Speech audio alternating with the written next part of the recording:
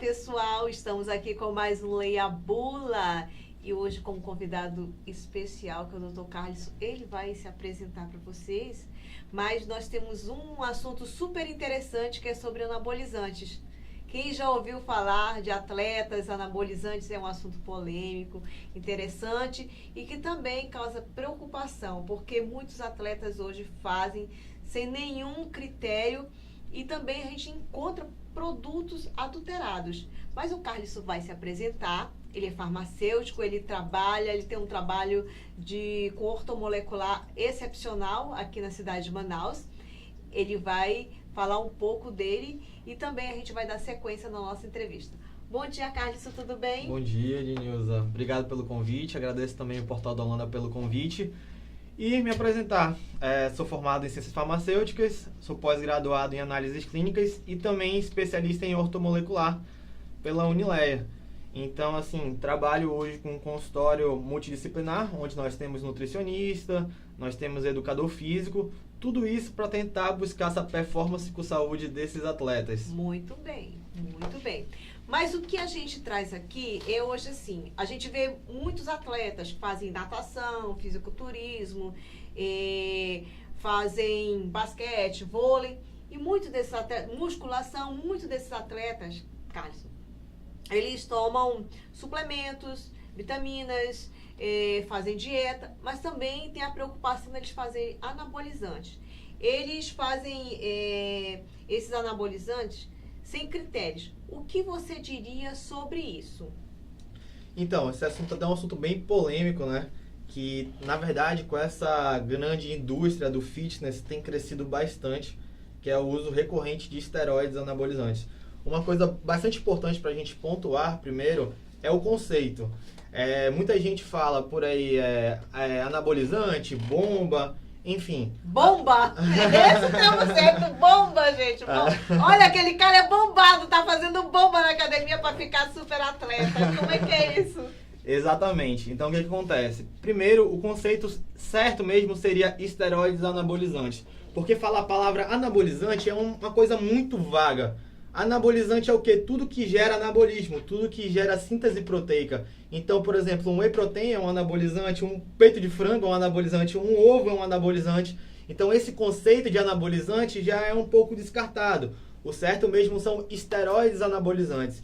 E o que são esteroides? Esteroides são substâncias feitas do hormônio masculino, a testosterona. Nós, homens, temos muita testosterona. Vocês, mulheres, um pouco menos. Então, esses esteroides são substâncias sintetizadas da testosterona, que é o hormônio masculino. Então, hoje, muita gente faz o uso dessa testosterona. Até hoje está um pouco difundido mais, está assim, um preconceito menor por conta dessas reposições hormonais que existem hoje em dia. Mas isso é para quem? Quem deveria, de fato, usar hormônio? Então, isso aí é uma coisa muito individual. A gente precisa ter uma anamnese, a gente precisa ver a leitura dos exames de todos os pacientes. E é claro, isso sempre deve ser feito com a orientação de um endocrinologista, que é um médico que é formado para trabalhar com essa parte de hormônios. Então, o que acontece? Muita gente fala sobre o fisiculturismo ter hormônios envolvidos no esporte. É claro, eu acho que se não existem os hormônios, não existiria o fisiculturismo. Mas existem muitos outros esportes que tem bastante uso de esteroides e ninguém comenta nada. Por exemplo, a NFL, que é a Liga Americana de Futebol Americano, nós temos muitos casos de uso de esteroides. O UFC também, vira e mexe, alguém é pego no doping. Então, assim, o que me preocupa tanto, às vezes, não são nem os atletas, mas são os usuários recreativos de esteroides. Porque, por exemplo, vamos falar de um fisiculturista. O fisiculturista tem uma vida perfeita. Ele faz dieta 100%, ele treina bem, ele dorme cedo. Então a vida dele assim é perfeita, é muito regrada. É claro que para chegar naquele nível de composição corporal, de muito músculo, ele precisa de fato fazer o uso de hormônio. Porque aquilo ali é contra a fisiologia do ser humano. Nós não fomos feitos para ser grandes e super definidos. A nossa fisiologia é para nós sermos pessoas acumuladores. Porque era isso que nossos ancestrais faziam. Acumulavam gordura. Por quê? Porque ele comia hoje, só comia daqui a uma semana. Olha aí essa dica, gente. Então nós fomos feitos para ser acumuladores. Então ser forte e definido é contra a nossa fisiologia. Então por isso que é tão difícil assim ganhar massa muscular. Porque perder gordura é até fácil, mas ganhar músculo é muito difícil. Por quê? Porque o músculo ele gasta muita energia. Então convencer o nosso corpo a gastar energia para criar uma coisa que vai gastar mais energia ainda é muito difícil. Entende? Então assim, hoje o que é muito difundido? As pessoas pensam assim, cara, olha aquele cara ali com físico bacana, o que ele está tomando? Ninguém pensa o que ele está fazendo, só pensa o que ele está tomando. Tomando, exatamente. É a primeira pergunta que você faz de cara para um cara que você considera bombado na academia. Então, quando a gente vê um fisiculturista, a gente não está vendo um cara que fez apenas uso de hormônio, mas a gente está vendo um cara que tem ali o quê? 1.500, 2.000 horas de treino na vida dele. Aquele físico dele não foi construído em 6 meses, aquilo ali foi construído em 5 anos, 6 anos. Agora, o que me preocupa muito é o quê? O usuário recreativo. É aquela pessoa que quer ter o corpo bonito pra praia e vai lá e faz uso de hormônio. Sendo que no final de semana, ele tá bebendo.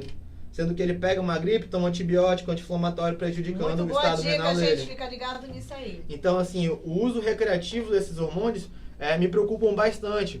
Porque você acaba depois pagando um preço que você nem sabia que você ia pagar. Então, assim, dentro disso aí, desse uso como recreação, qual é o perigo disso aí? Tem um perigo cardiovascular? Qual é o perigo? O que pode acontecer com a pessoa se ela não for devidamente prescrita, devidamente acompanhada? Vamos lá, isso aí tem 1 milhão de coisas pra gente falar sobre isso, né? Vamos lá, como eu falei primeiramente, os esteroides são substâncias baseadas na testosterona, que é o hormônio masculino. Vamos supor que um homem normal tem ali, entre as referências dos exames laboratoriais, de 200 a 800 miligramas por decilitro de testosterona.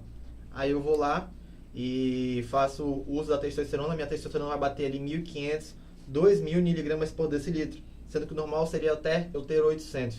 Só um momentinho, doutor Carlos. Claro. Gente, fica ligado nisso aí, que essa é uma recomendação super importante. Fica ligado nisso aí, tá?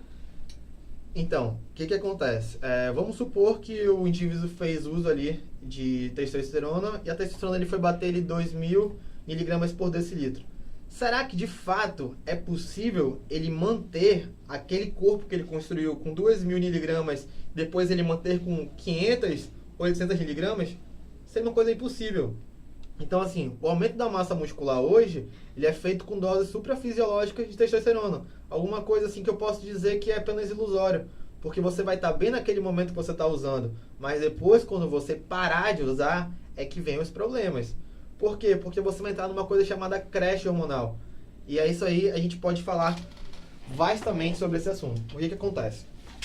Todos os nossos hormônios, eles funcionam em feedback negativo. A partir do momento que você faz uso de um hormônio de fora para dentro, o seu corpo ele é inteligente o suficiente para parar de produzi-lo. Então, nós homens temos uma coisa chamada eixo HPT, hipotálamo pituitário testicular, que é a ligação do hipotálamo com a hipófise e o testículo. Como nossos hormônios eles funcionam em feedback negativo, a partir do momento que eu faço uso da testosterona, lá na minha hipófise eu vou parar de produzir uma coisa chamada GNRH, que ele acaba por inibir LH e FSH, que são percussores da testosterona e da espermatogênese. Ou seja, se eu faço uso de testosterona, meu corpo para de produzir testosterona e para de produzir também espermatozoide. Então, naquele momento, eu vou ter uma deficiência muito grande, o que pode levar a um hipogonadismo e também fico temporariamente infértil, porque é isso que acontece. Então, assim, a mulher, quando ela também faz uso da testosterona, ela também acaba inibindo o GNRH dela. Só que ela não tem testículo, então ela acaba inibindo o eixo HPO, que é o hipotálamo pituitário ovariano. Isso faz com que a mulher também tenha alterações de menstruação ou até não venha o ciclo menstrual dela, o que é muito comum. Ou seja, se a mulher também não menstrua, ela também fica infértil. Outra coisa, quando a gente trabalha ali inibindo o GNRH na hipófise, a gente também acaba parando a nossa produção de GH natural. Então a gente cria mulheres que têm uma somatopausa induzida. Isso faz com que a deficiência dela de GH faça ela acumular muita gordura abdominal. Então é muito comum a gente ver mulheres que fazem uso de testosterona ficarem o quê? Quadradas. Por quê? Porque vocês mulheres... Olha aí, mulheres. Tem muito mais estrogênio que nós homens. E o estrogênio é o principal hormônio de vocês. Então, como vocês têm mais estradiol, que é o nosso E2, né? O principal hormônio feminino, vocês têm um formato mais arredondado. É por isso que as mulheres têm muito mais perna, muito mais glúteo e muito mais peito que nós homens, porque vocês têm muito mais estradiol e nós temos mais a testosterona. Além disso, dessa baixa que é da testosterona, que pode levar a um hipogonadismo, que é a deficiência de testosterona, e também infertilidade, a gente também pode encontrar um aumento de glóbulos vermelhos com o uso da testosterona. Isso gera o quê? Uma eritropoiese. Popularmente falando, o nosso sangue fica mais grosso. Se o nosso sangue fica mais grosso e a capacidade do nosso vaso continua a mesma, isso pode gerar o quê? Hipertensão, certo? Isso pode levar a um AVC. Então, assim, existem inúmeros problemas que podem acontecer com isso. No caso da mulher também, voltando a ele falar um pouco sobre a parte do ovário, acaba também por trazer modificações no ovário da mulher. Então, além disso, o que acontece? A mulher acaba também criando uma resistência periférica à insulina, ou seja, a sua insulina sobe. E a insulina, ela funciona como uma gonadotropina secundária. Então, acaba também fazendo o ovário produzir mais e mais hormônios no primeiro instante. Olha aí, gente, essa dica. E isso acaba tendo muito problema como queda de cabelo, acne, oleosidade na pele, certo? E a testosterona, ela não é um hormônio final, ela é um hormônio secundário. Então, existem vias de conversões da testosterona. Então, a testosterona, ela pode converter tanto em estradiol, através de uma enzima chamada aromatase, como ela também pode converter em DHT, que é a dihidrotestosterona, através de uma enzima chamada alfa-5-redutase. Então, essa testosterona no homem, vamos supor que fazer um exemplo, o homem está usando testosterona. Então a testosterona plasmática dele vai subir. Só que com esse aumento da testosterona plasmática, existe também a conversão em estradiol, por causa da aromatase. E se eu homem, começo a ter mais estradiol, eu posso ter ginecomastia, um aumento da glândula mamária, que faz o homem ter literalmente aquele peitinho de mulher. Caracteres de mulher. De né? mulher, de mulher. Exatamente. Assim também como o DHT faz o quê? Faz o aumento prostático. Ou seja, a próstata pode aumentar com o uso da testosterona também. Então, Carlos, você diria o quê? Que todo uso de esteroide anabolizante tem que ser prescrito pelo médico, né? Prescrito pelo especialista e também acompanhado com os devidos exames, é isso? Com certeza, não tenha dúvida disso. Hormônio é uma coisa muito séria. Eu acredito que muita gente brinca com isso porque a gente não vê recorrência muito grandes em pronto-socorro. Por exemplo, eu peguei um estudo da última vez e percebi que os esteroides são só lá a posição 115 da maior causa de entrada no pronto-socorro. Então, a gente percebe que a resistência é muito baixa. Mas é porque ele não te causa um problema a curto prazo. Ele vai te causar um problema a longo prazo. Então, como eu falei no começo... E às vezes você acha que também o pessoal não omite isso? Pode ser que sim, mas a maioria das pessoas nem sabe o que está acontecendo. Por exemplo, vamos fazer um exemplo aqui de um garoto de 20 anos que fez uso de esteroides. Então, assim, ele aumentou ali a capacidade dele de testosterona, ficou com um aumento suprafisiológico e depois ele parou o uso sem aviso prévio. Simplesmente foi lá e parou de tomar.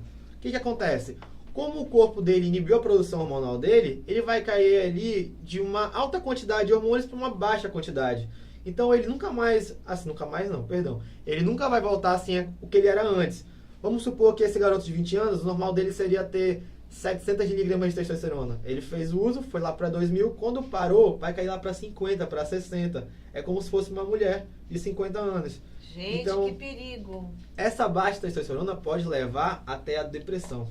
Nossa, olha aí esse dado importante que então, ninguém assim, sabe, quase ninguém sabe. Muita gente se importa dos perigos do uso de esteroides daqui para baixo. Hoje em dia, eu me preocupo com um negócio muito maior, daqui para cima. A parte cognitiva, a parte mental, a parte do sistema nervoso central e das nossas emoções. Tem muito hormônio também que acaba prejudicando o nosso sistema nervoso central. Até porque, Geninos, o que acontece? Quase todo mundo que faz uso de esteroides anabolizantes fazem uso também de estimulantes, substâncias estimulantes, por exemplo, efedrina, por exemplo, tem gente que toma T3 e T4 que são hormônios tireoidianos para emagrecer. Deus.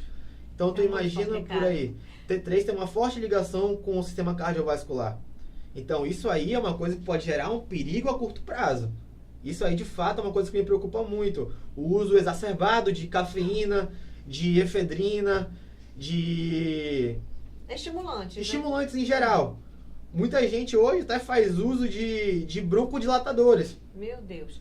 Agora, dentro desse assunto, já que você tocou nisso, para a gente finalizar, esses anabolizantes, esses suplementos também que o pessoal usa, a gente pode encontrar na praça, no mercado, porque eu vi que o pessoal adultera. Como é isso? O pessoal adultera mesmo esses produtos? Vamos lá. Isso é até um pouco complicado de se falar, porque assim, hoje, acho que eu acredito no Brasil, a gente deve ter 2 indústrias apenas que produzem testosterona sintética, que por sinal eu acho que até deram uma pausa nessa produção. Então, assim, a maioria dos esteroides que a gente se encontra hoje é no mercado negro. E aí vem com laboratórios undergrounds, muita gente faz isso em casa. Então imagina, fazer o uso de esteroide é um negócio complicado. Imagina você tomar alguma coisa que um cara tá fazendo na casa dele, na cozinha dele. Olha aí, então, gente, que grave. Isso é um negócio muito sério. Isso quando não recorre ao uso de esteroides veterinários. Então, assim, se a gente for parar para olhar, é muito difícil a gente achar isso numa drogaria. É muito difícil. É muito difícil. E quando você tem alguma receita de testosterona, para você pegar, meu amigo, isso é a coisa mais difícil. Porque tá ali, ó, a fiscalização nas drogarias, tudo certinho. Então a pessoa se de fato preocupa com quem tá usando aquilo, quem foi que prescreveu e a necessidade disso. Então faz com que a pessoa recorra ao câmbio negro. Então existe muita adulteração, existe muita produção em laboratórios undergrounds também. Quando não, vem de exportação, né, de países como o Paraguai também. Olha, gente, isso é muito grave. E, assim, porque você acompanha alguns atletas que eu sei, né, no seu consultório, o que você diria para essas pessoas que querem fazer esteroides, anabolizantes e suplementos? O que você diria para concluir? Eu diria que você tem que pensar muito bem nisso. Porque você pode pagar uma conta cara no final. Eu acredito que todos nós tenhamos um limite natural. Então é possível você ficar com um corpo bonito, é possível você ficar forte, é possível você ficar definido só tomando ali suplementos, tomando vitaminas, tendo uma boa alimentação e um bom treino.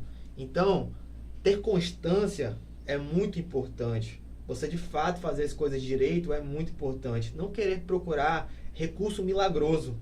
Porque é isso que as pessoas querem. Hoje nós temos uma unidade que não quer se tratar, quer ser tratada. Então eu quero uma coisa muito imediata. Eu quero ficar forte daqui a 2 meses. Isso não existe, cara. Isso não existe. Você vai ficar forte com 2, 5, 10 anos de treino, dieta e constância. Então, assim, não adianta você querer dar o passo maior que as pernas. Porque a conta, uma hora ela vai chegar.